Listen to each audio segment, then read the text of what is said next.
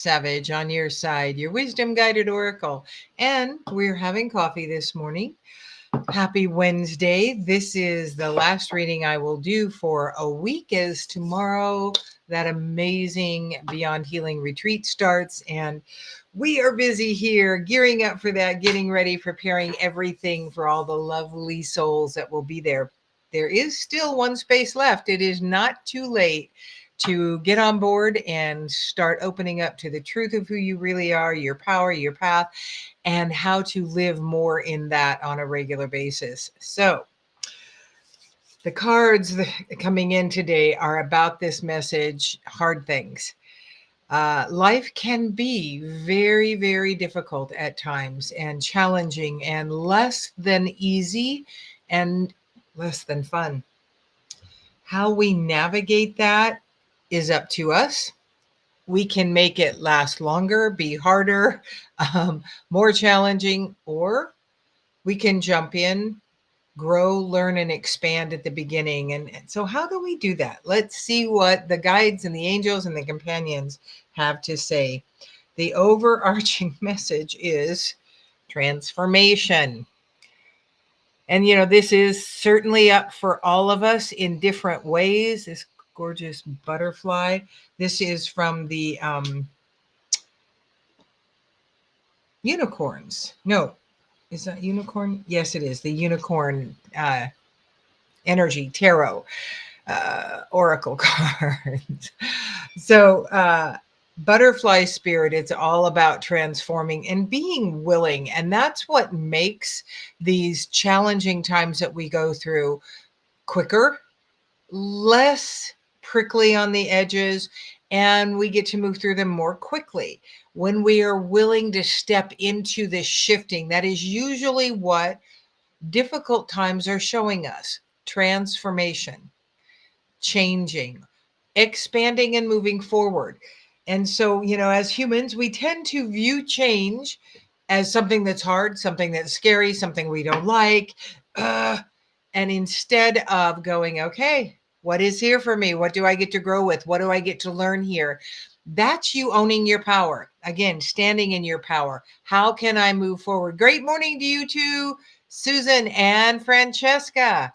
Um, and so, uh, I have a house half full today. I'm picking up someone else for this retreat and lots of help.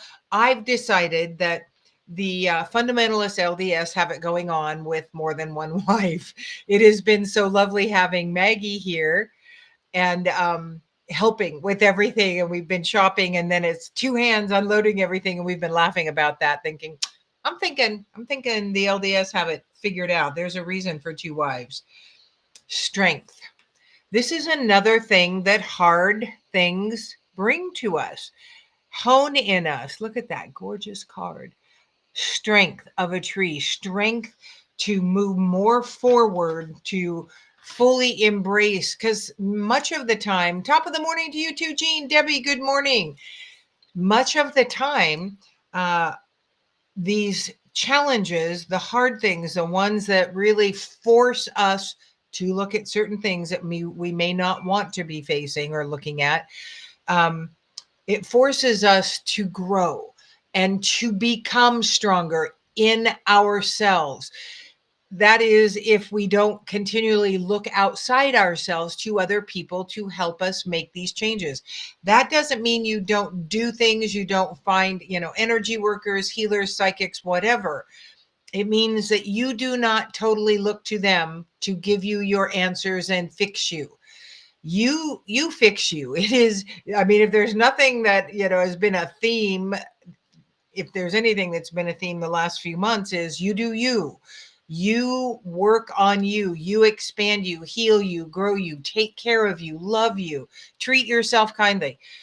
That is the huge aspect of what these challenging times can bring, is the strength to look inward. And it does take strength to not believe what we've been taught is that everybody else has the answer for us.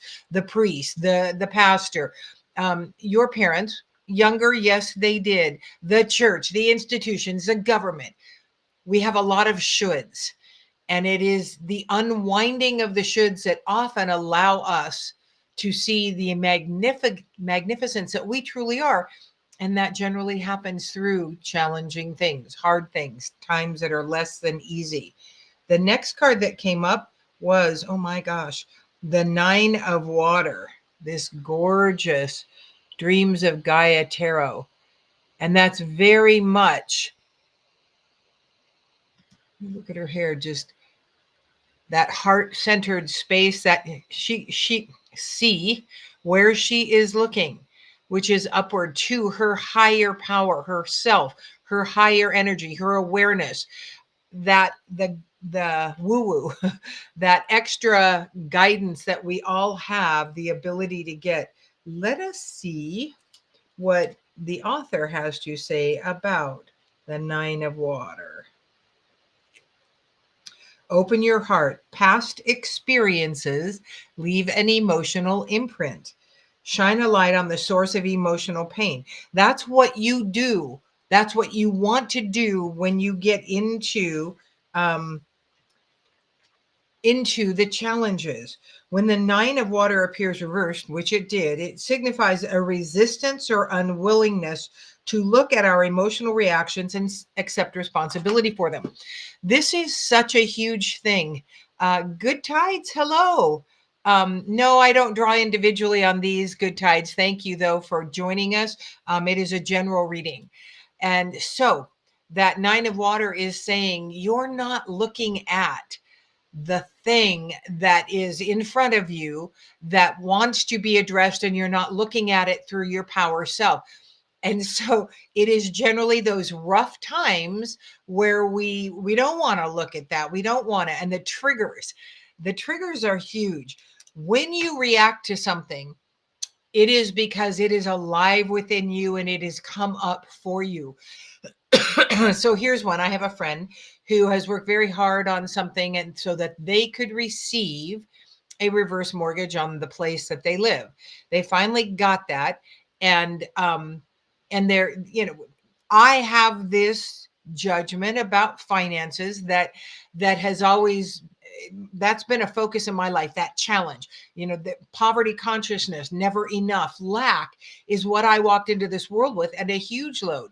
And so how they have decided to disperse those funds, I have had great judgment on, and almost, my thing is you got to hold on to it because you never know, which is not an expansive way of looking things. Yes, we do need to put things away and save for, but this is a very different energy. And I know when I get triggered, when I feel this, I need to tell you about this because you need to know it is in me.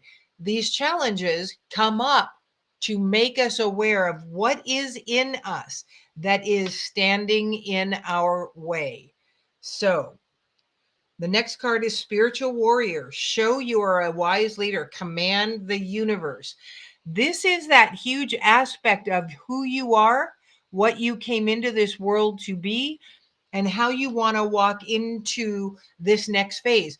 Until you will willingly look at the challenges, you can't absolutely receive the growth, the understanding, the guidance to move forward as that spiritual warrior. Look at where the lion is focused up on the unicorn energy, which is that very strong energy.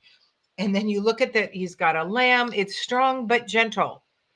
We can ask for things to come in easier, but we then have to respond to the easier. The easier often comes and we don't pay attention because it hasn't grabbed our attention. The easier, it starts out easier and it gets more challenging until we are made to look at what is right in front of us. The next card that came up is Manifesting Dreams. This is so cute. My friend, this is an otter, but my friend the other day actually saw beavers, the very industrial little animals that they are, saw them working on their dam, which you don't see them very often. If they see us, they're generally gone. But manifesting your dreams, and that comes from a focus. on what it is you want. We tend to be very good at focusing on what's wrong, what we don't like, what's happening that isn't fun. We want to look into it. But when you keep focusing on, like for me, we'll go back to the finances, to the poverty consciousness, to the lack, to never enough. I have this same amount of income coming in from this retreat last week as I did this week. Last week I looked at it and what had to go out still and all that, and I just was in this panic state because I was looking at it from a place of angst and fear and chaos. And this week I looked at it and went, I'm not going in the hole. In fact, I'm going to make a little on this retreat. And so it's like perspective is everything. Choosing how I want to move forward. I choose for all my retreats to fill easily, quickly, and prosperously. There is no reason that cannot be a truth for me other than I will shift because of that trigger, the wounds, the energy I came in to release for myself, past lives, and my ancestors that will continue to come up through this lifetime. And I will learn more from it, but it makes me aware of another layer. I don't sit and go, oh my God, are you kidding again? Well, most of the time I don't do that. Sometimes I whine, but when it comes up as a trigger for income, I now go, what is here? How can I shed this now? What do I need to glean from this? And right now, because I've worked on it a fair amount, it is, another layer. Okay, I choose not to be in fear and a lack of strength here. This gorgeous 7 of water. Now I want you to look at this. Those fish are swimming upward. And if you can see, she's got her third eye. It is fully open and her physical eyes are not. And then I'm going to go to the book. But what this says to me is that we need to really go to our spirit aspect in whatever triggers are coming up, because we chose to bring them in. The situations in our lives, especially those repeating ones, are what we brought to ourselves to learn, grow, and expand with. When we whine and look at them and resist them and fight them, we aren't owning the power and our strength because we are looking, saying it is outside ourselves that these are happening, and they are not. They are happening within ourselves. We're going to look at the 7 of water from the dreams of Gaia, and this came up upright. Surrender to the flow of life, relinquish the need to control. All happens as is meant to. The future will bring what you need, not what you want, and it will bring what you focus on. So again, this is going into your spirit self. Those fish are just gliding upward. And they are bringing to you, this flow is bringing to you the things you are focusing on with ease, whether it's lack of strength, whether it's what you can't do, what you don't want to do, all of that. Good morning, Mickey and Debbie. Thank you so much. And Diane, good morning. I will see you later. Jean, I will see you later too. Woohoo! It is a Wowie Wednesday for those of you that live in the Boise area. If you can come to Outback at 11:30, Wowie is Women of Wisdom and Inspiration. We're meeting today once a month, the first Wednesday of every month. We're there, and same time, 11:30. So if you can come, there's nothing you need to do except to buy your lunch. Accessing your gifts, explore your treasure chest, accept who you truly are. That's a lot of times what is coming up for us in these things that we look at as bad things or challenges. Who are you really? What is it you are bringing through? What gifts do you have? Embrace your treasure chest of positive healing energies for yourself, for those around you. You're bringing in the light. If you are under the circumstances, that light is hard to see, and more of what people see is not light. It is weightiness, heaviness, angst, whininess, bitchiness, whatever it is. When you access your gifts and you begin to truly accept the light that you came to be in this world and the ways that you came to share that, then you're standing in your power. You were really living the path you came. And remember, that doesn't mean things won't come up again, because they will. What does that look like for you? Own it. What I'm open, I'm willing, I'm ready. Guide me. Utilize that mantra because that's inviting your power spiritual team, your causal team, your galactic family, whatever you have the focus on. It invites them in to help make this life just a little easier by giving you awarenesses and understandings much more quickly. They do have to have your permission. That's what prayer is. That's what the mantra, the saying, the connection. I am open, I'm willing, I'm ready. Guide me. The how isn't our business, but we will be given ideas as to how we can move forward with that, whatever information is there for our guidance and growth. Thank you so much for joining me this gorgeous Wednesday. I wish you all the best. Remember, there is still one space left in the retreat that starts tomorrow. It is not too late. And I do feel there is someone out there that really needs to jump. And maybe I'm wrong, because the truth is, in all of this, I am still human. And although I get a lot of guidance, act on it, and it pays off. Um, a little thing about that. There's a lot of loose ends in this retreat for me. Lots of extra details because of something that has taken place. And and with all the changing energies coming in, us being, forced into these times of shift and transformation, I'm a little scattered. And so, oh, yes, lyrics for events, please do. A lyric said, I'd love to connect with you about a mental health awareness music fest in Emmett on July 11th. I would love to do that, or connect with you about it and see what it's about. So back to the spaciness. It's really, important that I hold on to details now at a time when it's really a little bit hard for me to do that. So the other day in Boise, I had several stops to make to get things done, and places that were not my usual path out of the way. And I keep giving up. Open, willing, ready, guide me. I choose this to be easier. And Creator just guided me right through the absolute perfect path to get to everywhere in order that I needed to get, reminding me also of some other couple of things that I wanted to stop and pick up the whole way. And that is how I choose to walk through the world, with ease and flow.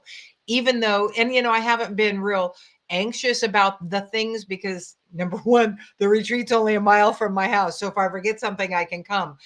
But I don't want to. I want to be there entirely for the whole thing.